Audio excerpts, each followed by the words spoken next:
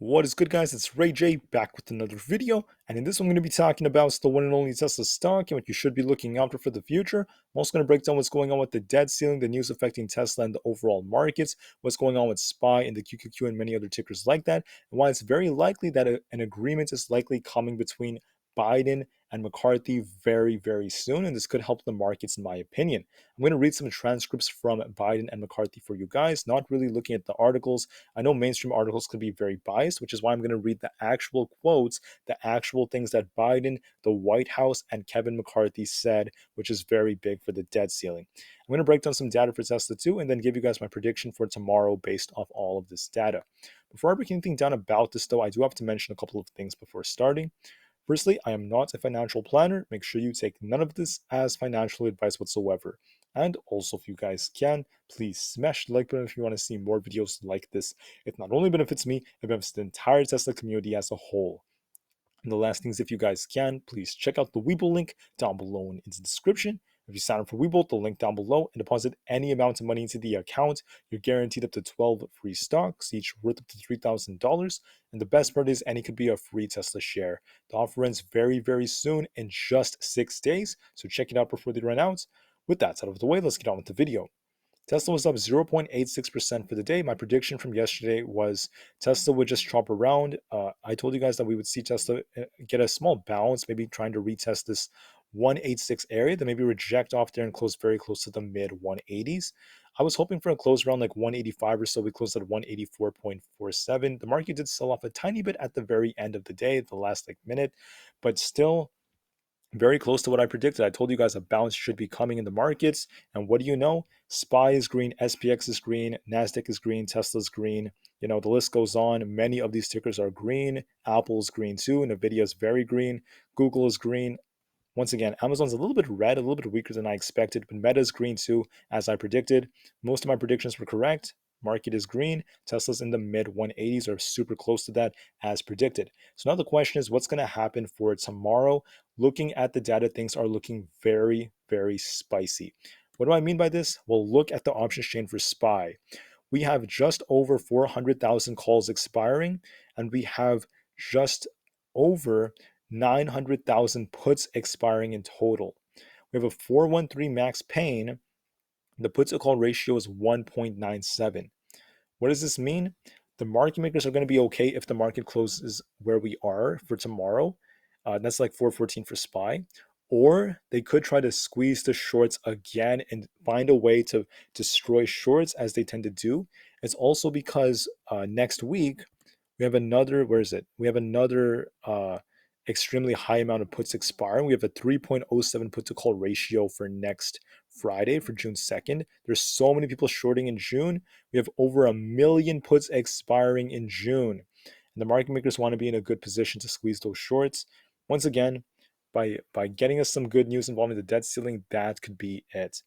Now, I'm going to talk about the debt ceiling in just a minute. Let's first talk about some data that came out for today.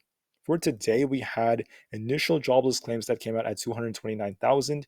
The labor market is still starting to show some signs of weakness, but it's not extremely weak, and that's not what the Fed wants. However, this was higher than the previous report, but it was a little bit below the forecast. But overall, the market took this okay. Looking at the GDP numbers, things are just pretty decent. I did talk about this in the morning anyway, so I'm not going to go into more details. For tomorrow, I mean, we had some retail earnings too, not too significant though. And then for tomorrow, we have the PCE report coming out. We have lots of important data. We have core PCE as well. And then we have the Michigan Consumer Sentiment Survey and reports coming out involving how consumers are doing, what they're seeing with the debt ceiling, what they're seeing with all this data. So be ready for lots of volatility in the morning. However, all of this stuff is big, especially inflationary expectations. That's going to be coming out at about 10 o'clock a.m. Eastern time. We could see a lot of volatility in the market because of this. However, there is something I'm noticing that could cause the market to pump very hard if we get what we need. And so far, looking at Biden and McCarthy, okay?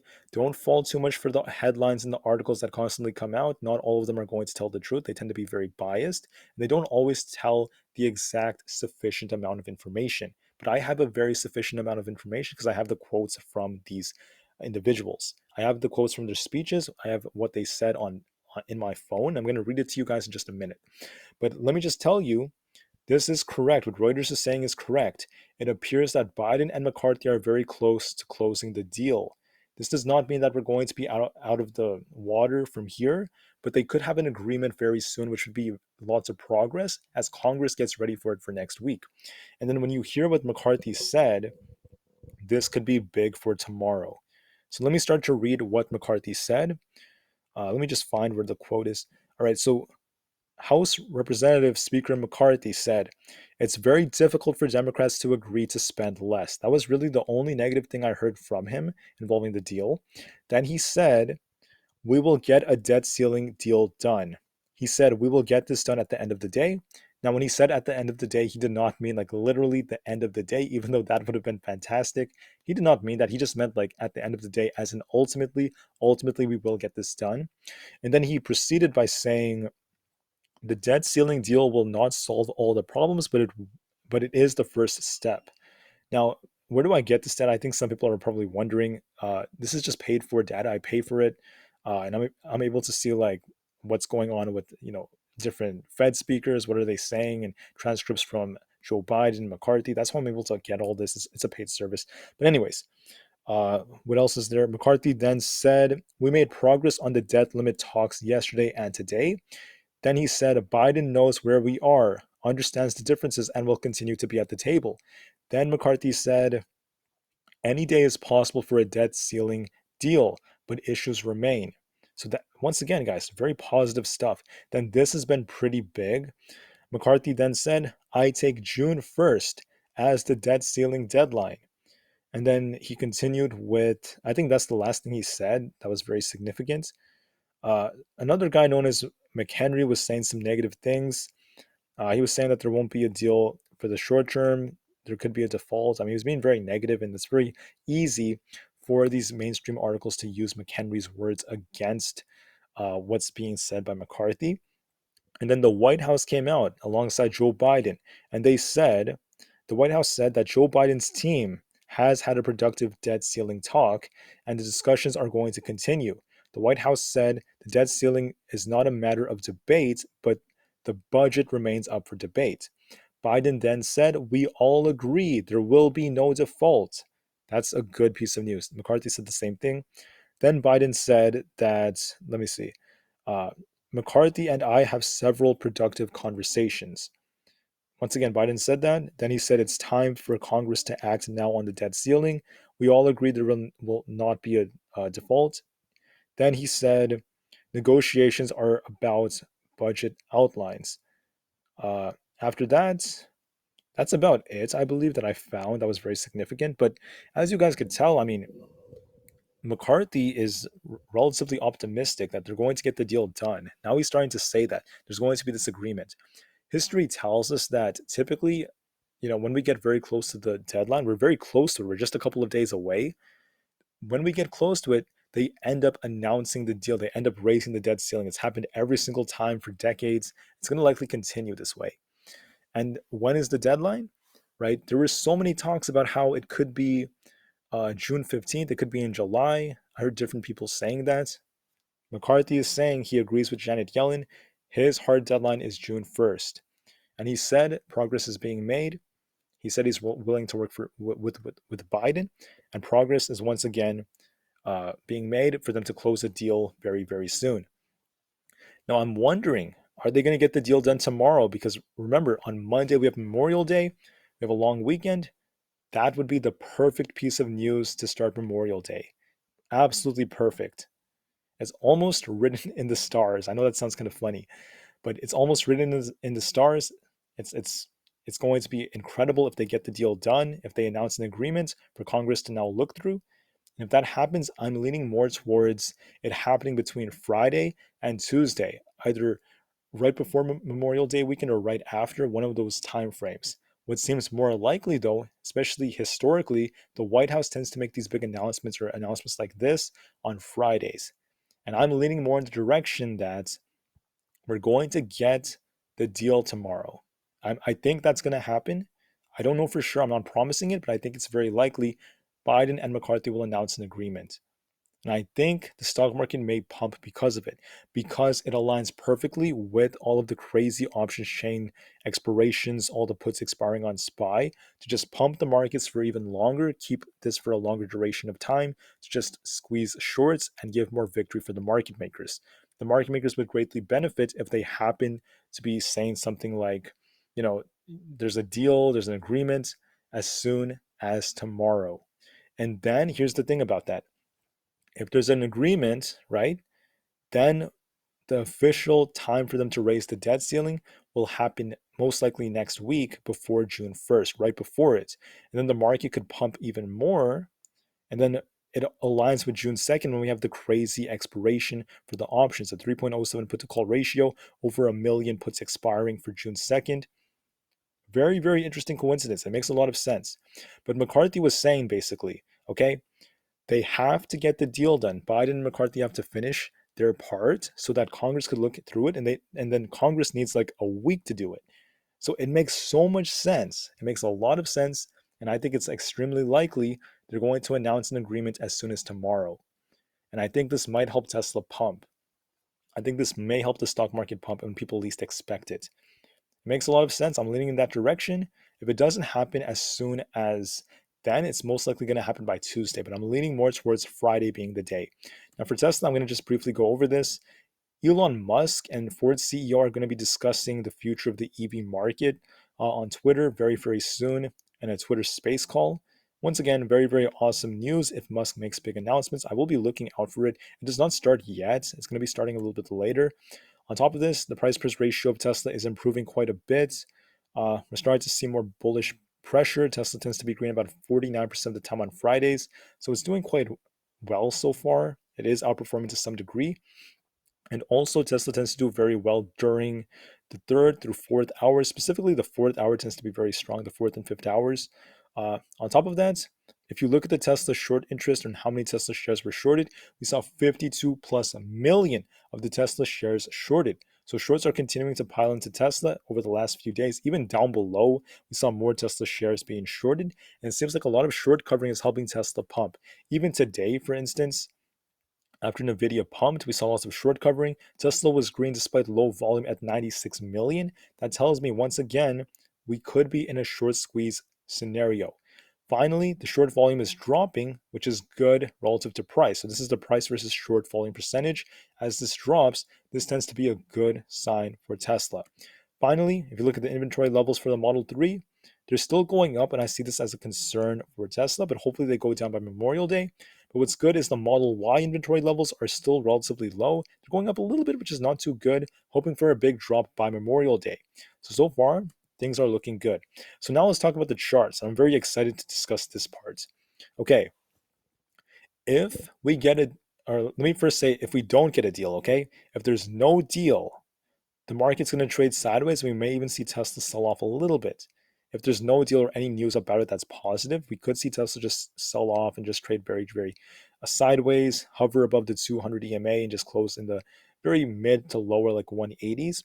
If we get a deal or a lot of progress on a deal or something big comes out on the news involving the deal, which I think is going to happen, I'm leaning in that direction. I think Tesla could see a big short squeeze and it's going to make its way up to 190 and maybe even break above it. Okay? I think Tesla's going to get some piece of news. Maybe it's going to be Elon Musk saying something on the call that helps too. Who knows? But I'm leaning in the direction that Tesla's going to pump to 190 at the very least, or even higher than that, and see a squeeze tomorrow. Why? It's not just Tesla, but also the overall market. If SPY is bearish, it's going to make its way down to 412, then 410. If we're bullish, it's going to have to break and hold 415, then get a very clean break above 415. If we can manage to do that, break past 416, it's going to fly to 420. Okay, this 415 to 416 area, break past it in a strong manner, and we're going to see 420. Am I leaning in that direction? The answer is yes. I mean, there's a possible inverse head and shoulder that's forming. So far, the chart's gaining some strength on the larger time frames. If you look at like the 4-hour time frame, for instance, let me just pull up the 4-hour. On the 4-hour, you can see we're about to get this crossover on the MACD right here where the PPO is. There's not confirmation of the move yet, so I'm still open-minded, right? If there's no deal, we might just get a sideways day, maybe even a somewhat red day. As long as we close above 413, that's probably going to be where we close if there's no deal or nothing good happens. If we get a good deal, okay, if something happens, if Biden makes the announcement and McCarthy that they have an agreement, SPY is going to squeeze close to 420. And my gut is telling me it's going to happen tomorrow. Why? Because it's right before Memorial Day, and McCarthy is so fixated on June 1st. For that to happen, Biden and McCarthy cannot wait any longer. They have to negotiate as soon as possible, get a deal so that Congress could go through it, and then we could get more progress for the debt ceiling. My gut tells me it makes a lot of sense that they may benefit the market makers by making the announcement for Friday right before the long weekend. And this may pump the markets for a nice green day to close the weekend for a beautiful Memorial Day. That's what I'm thinking. That's my prediction. And the market makers love to squeeze shorts and destroy them. I'm leaning in that direction, but always be open minded. Remember the support zones I mentioned. But once again, I am anticipating a short squeeze for Friday. I think SPY might pump very, very hard. For the QQQ, if there's no deal, okay, and I want you guys to know I'm also talking about the bearish possibility. I'm not just like talking about just the bearish one. I'm talking about the bearish, not just the bullish one. Sorry, I'm not just talking about the bullish possibility. I'm talking about the bearish one too, just so that you guys are prepared. But I'm leaning more bullish. Now, if the QQQ cools off, it could make its way all the way down to 336. That's where it has very important support, and it may even do that in the morning as we are cooling off a little bit on the RSI.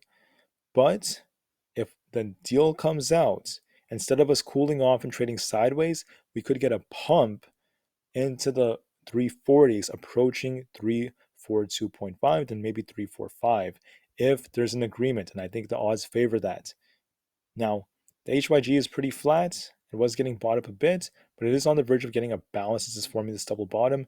If this bounces too, this could be good for the markets. On the 1 hour time frame, the HYG is still very, very close to support, and we are seeing an improvement in the RSI for now. As far as the NASDAQ goes, I told you guys yesterday, this thing is going to bounce with a potential island reversal that's forming. Could it come down and then just try to keep pushing? It's going to likely cool off a bit before it tries to continue.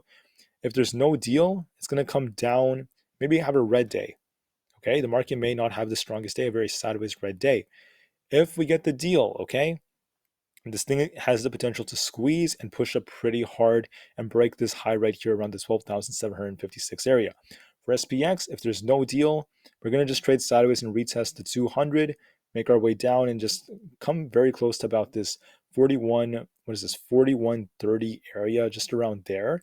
If we get the deal, this thing could squeeze. This is starting to look more bullish to me. It's almost forming like a cup and handle like formation, and it's looking like there's an accumulation right here. It's going to try to push up in an inverse head and shoulders structure all the way up to where this imbalance was, to about 4180 to 4200. I'm leaning more in that direction. I'm always going to be open-minded, but I'm just leaning in that direction based off the news and based off this technical setup. For the VIX, if the VIX bounces here, that would be like because of the market remaining bearish, but the VIX has not fully filled its gap, and also there's another gap down below here. This tells me that the VIX has this bearish cross in the 1 hour time frame. The market may pump, causing the VIX to drop.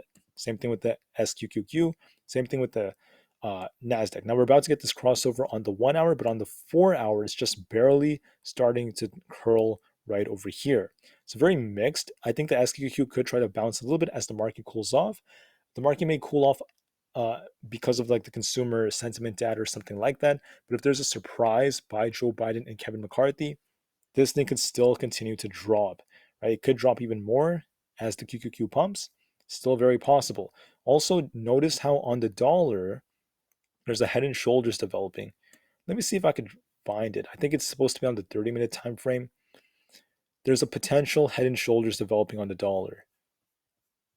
Right here. You can see it right here. We have like a left shoulder, a head, or right shoulder. If the dollar does end up playing this out, we could see the dollar come all the way back down to 104, if not even lower than that. If the dollar drops like this would be bullish for the markets. So a lot of things are correlating, excuse me. For the QQQ, not the QQQ, Coinbase. What am I saying? For Coinbase is on the verge of getting a bounce, in my opinion. We have this imbalance right here around this 58 area. It all depends on the news. If there's no deal, it's just going to trade sideways. If we get a deal, it's going to push up closer to 60. For Aapl, Apple's looking okay. It's about to get this cross right here. I told you guys Apple might try to bounce a bit and make its way up above 172.5. That is where Apple went to today. It actually went all the way up to almost 174. Apple might cool off, but it has potential to make its way up to 175 as time goes on. If that's the case, if Apple does pump more, it's going to be because of this debt ceiling. If we don't get any good debt ceiling news, we could see Apple cool off first. We're getting a bearish cross, so it may gap down first and then get the bounce. Right, that could happen later on. It is red in the after hours, so it's very probable that Apple cools off first, then bounces later on. I'm hoping for the deal. If we get the deal, Apple's going to pump pretty hard. If not, it's just going to trade sideways around the 172 zone, if not all the way down to 170 again. For Nvidia, it's holding up all right so far, right? It pumped up really nicely in the pre-market, cooled off a little bit as the day went on, but overall, it's still holding up. I don't think Nvidia is going to come all the way back down to 300. I think it's going to try to find support somewhere. I'm going to be watching the 1 hour time frame and the 30-minute. Make sure you watch where these EMAs happen to be, but that's very, very low. I think it's going to depend on the news tomorrow. If we get a good piece of news, the video could bounce and make its way all the way back up to 390. If not, if we just get no pieces of news, it's going to continue to drop down to 375 or so, and maybe even 370. But for now, I think the odds favor it cooling off a bit than trying to bounce off some good news. And I'm still feeling very good about tomorrow. Now for Google, if we're bullish, it's going to hit 126, then 130. If we're bearish, it's going to come all the way down to the low 120s, all the way to this imbalance area around 121. I'm leaning towards Google cooling off a little bit in the morning, then trying to get a bounce, and maybe we get a surprise by Joe Biden and McCarthy about an agreement, and then the market pumps, and Google pumps all the way up to 126, if not 130, for another Friday squeeze. I'm leaning in that direction. For Amazon, it did a little bit worse than I predicted. I thought Amazon would hold up nicely. It's down about 1.5%, but not too badly. Amazon looks like it's going to get a crossover right here on the PPO. And that's about all I'm seeing on it. There's nothing else that's too significant. There is a potential divergence. You could argue that there might be one. I'll have to double check on that. I'm not actually seeing a divergence right now on it. I believe it's going to make its way up to 116 and then just trade sideways from there. It's not looking too strong. Meta looks relatively nice, a lot better than Amazon. It's going to get a crossover on the 1 hour, cool off a bit into the pre-market. Then it could get a bounce. If there's no debt ceiling, it's going to make its way down to 250 flat. If not a little bit lower into 244 if it's not too good. If we get the deal and some good news and progress on it or something like that, we're going to see Meta try to push up, retest the high of the day, and maybe pump closer to 260, 255 to 260, somewhere between there. So once again, guys, I'm open-minded, okay? I'm not just like YOLOing all my money into calls or doing anything crazy like that. What I'm doing is I'm open-minded. I'm prepared for anything, but I'm leaning more bullish for tomorrow. I think Tesla's going to hit at least 190. I think it has a lot of potential to do so. And I have a feeling something good is coming from McCarthy and Biden. It just makes a lot of sense considering the long weekend, considering the words that came out of McCarthy and Biden's mouths, and considering what is going on with what Janet Yellen said. Janet Yellen said, she kept on reiterating, things are getting harder. She keeps on fear mongering. And as a result of that, McCarthy announced that he agrees with June 1st and he's going to try to close the deal as fast as possible. Why would they wait until after Memorial Day? It just doesn't make sense to me, and that would just not be good. I think my gut's telling me tomorrow's the day. If I'm wrong, right, I'm a human, I can make mistakes. It is what it is. Right? I mentioned the bearish possibilities just in case, but I'm not really leaning in that direction. I'm leaning a lot more bullish, and I think we're going to get a nice surprise for tomorrow. I think Tesla's going to break 190. That's my prediction for another short squeeze. All right, guys, thank you for listening. Tried to make this video very quick. Let me just note that I'm not going to be available to record in the nighttime or the evening for tomorrow, by the way, because I have to attend a bunch of graduations. I'm going to be traveling all day tomorrow, but I should be able to record a video in the pre-market. Anyways, all right, so let's hope we get a deal. Let's hope we get some good news tomorrow. Let's hope a lot of these bullish technical signals play out. I like to be optimistic, and we're going to wait and see what happens. The market makers would love to see some good news to squeeze those shorts, and I think the odds heavily favor it for a short squeeze for tomorrow. I am open-minded. I'm prepared for any possibility, of course, even the downside, just in case we don't get some good news. But I believe, based off what Biden and McCarthy are saying, the odds favor some good news and a nice surprise for tomorrow, the nice cherry on top for this rally the market is seeing. Finally, guys, I have some merch for you guys if you're interested in buying anything, so don't forget about the merch. It's going to be around the comment section. And before I end this, just let me mention that for Tesla, it may cool off in the morning, gap down just a little bit, trade very sideways unless we get good news. And then it's going to make an attempt for 190. That's what I'm going to be looking for. Could it reject off 190, then cool off? That's a possibility. But if the debt ceiling news actually does come out, and I'm actually correct about some kind of agreement, Tesla could break 190 and just hold above it and even push higher if we get the agreement. It's still very possible. A lot of these shorts could get squeezed. We saw so many shorts piling into Tesla again. 53 million shares were shorted, and this could be setting us up for another short squeeze for Tesla to pump more. I'm looking at 190 for tomorrow, if not even higher than that. All right, thank you.